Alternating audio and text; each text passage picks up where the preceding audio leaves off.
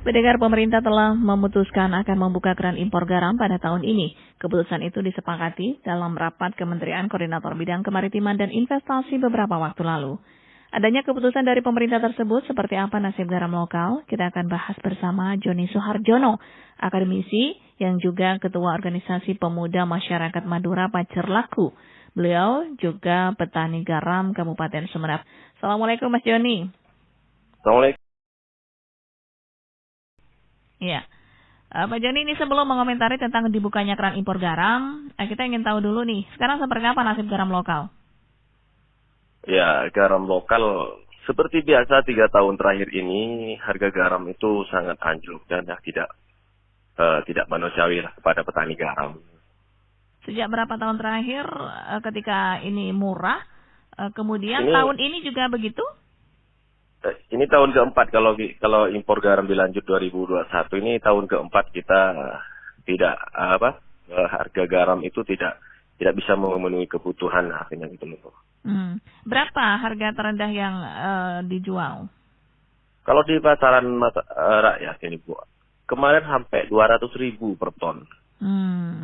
Kalau sekarang agak naik sedikit, ini ada impor katanya mau turun lagi, mau diturunkan lagi. Oke. Nah, ketika ini akan dibuka keran impor garam, seperti apa Pak Joni melihatnya? Ya, pemerintah nih kok ya kurang peduli kepada petani. Sudah tahu ini garam berlimpah tiap tahunnya, masih saja impor dengan alasan ya kualitas kurang. Nah, mestinya kan pemerintah memberikan terobosan-terobosan agar bisa dipenuhi kan begitu. Oke, tapi kalau Pak Joni sendiri melihatnya memang kualitas garam kita buruk begitu? Tidak juga sebenarnya, Bu. Nah, tidak juga buruk. Petani rakyat dengan PT Garam saja ini sebanding. Kalau sudah PT Garam dianggap kurang memenuhi kebutuhan konsumen pabrik, industri di nasional, bagaimana dengan petani? Nah, dampak yang dialami petani untuk yang lokal nih atas rencana impor tersebut apa? Ya, dampaknya jelas, Bu. Nanti ini akan anjlok lagi garam. Ini sekarang masih belum masuk musim produksi. Sudah mulai turun lagi harganya. Dan harga ini sebenarnya sekarang ini, Bu, tidak sesuai lah. Sangat tidak sesuai dengan perolehan petani itu, Bu. Nah, peran pihak terkait selama ini untuk mengatasi itu apa saja, Pak Joni? Seharusnya pemerintah, kalau saya mau boleh berkomentar masalah pemerintah ini. Pemerintah ini seharusnya yang pertama dulu. Ini harus riset dan riset terbaru ini. Berapa luas pegaraman nasional sebenarnya? Selama ini kan data ini tidak sama, Bu. Jadi luas pegaraman berapa, luas hasil produksinya berapa, kebutuhannya berapa. Ini nggak sama semuanya. Data dari Kemenperin kemarin dan dari KKP itu beda. Waktu, mohon maaf saya sebutkan, waktu Menteri Susi ngotot ingin menekan impor garam. Kita enak petani, ada yang memperjuangkan.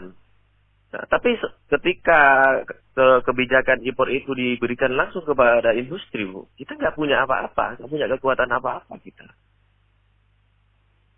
Seharusnya pemerintah selain meriset dan meriset data pegaraman nasional, yang kedua dengan stakeholder di bawah ini lagi, Bu.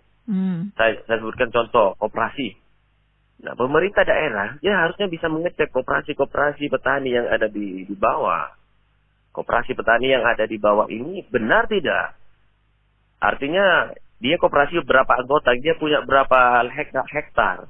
Dan seharusnya dia bisa mengirim garam itu ke penyerapan industri atau ke penyerapan PT Garam berapa ton per tahunnya. Kalau ini tidak dicek, nah dari mana garam itu nantinya? Begitu. Oke, jadi perlu cek and recheck lagi ya? Iya, cek, riset, kemudian stakeholder di bawah kayak koperasi ini, Bu, ini dicek ini, Bu, ini dari mana garamnya? Kemudian garam petani itu diberikan edukasi. Jangan pemerintah itu inginnya praktis, tidak tanggung jawab kepada petani, tiba-tiba impor. Ya, petani tahu di mana kan ini? Oke. Sudah pasti, artinya tiap tahun data garamnya ini sudah berlimpah lebih. Kenapa kok impor?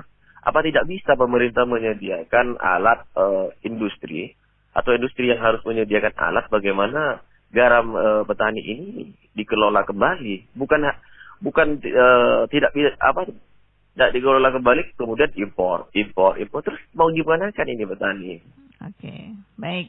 Terima kasih Pak Joni Sarjono sudah bersama kami di Berita Pagi RRI. Assalamualaikum. Waalaikumsalam.